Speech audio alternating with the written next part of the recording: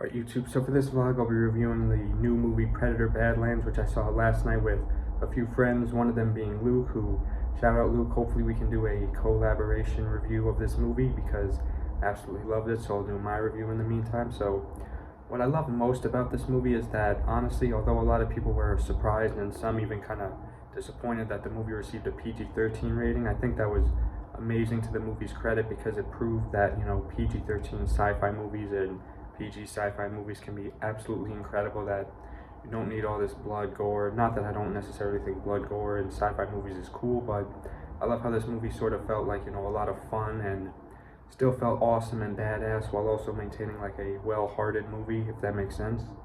But the movie starts out and the main character Deck, who is in the trailers and is a very humanoid looking predator who also is ironically the protagonist of the movie, despite in many of the other Predator movies the Predators being the bad guys, although there are some evil Predators that he's facing later on in the movie, but spoiler-free review, so I'll say he definitely has a lot of ambition to prove himself, especially to his father and his brother, who are look down on him somewhat.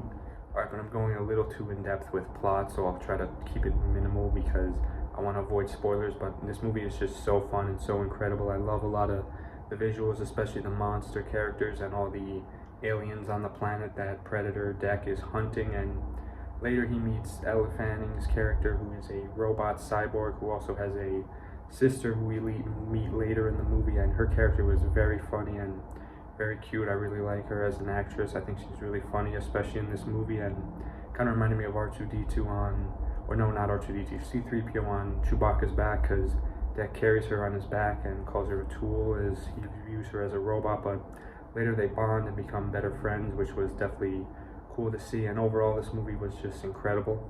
And you know, despite the lack of R or violence movie, that still has great action, cool fight scenes. So overall, kind of like, I don't want to beat a dead horse and talk about Star Wars too much, even though I love Star Wars, but the movie definitely makes me want to watch more Predator movies because it's from the director of Prey, which I watched on Disney Plus and absolutely loved. So I know, because I know this director had a good record, that definitely made me excited for this movie, because although some people seem to have mixed reactions to the initial trailers, at least that's the impression I got reading the YouTube comments saying it would be just like a Disney movie Predator. I think it worked perfectly to the movie's advantage, and overall a lot of fun. The movie's not too long either, it's like an hour 40 I believe, and shout out to the artist for creating the poster for this vlog that's in the thumbnail. So until then, thank you guys so much for watching.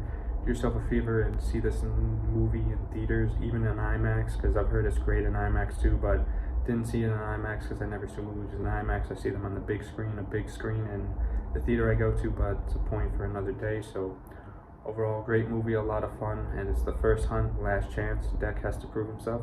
Until then, thank you guys so much for watching. Stay for more soon. Goodbye.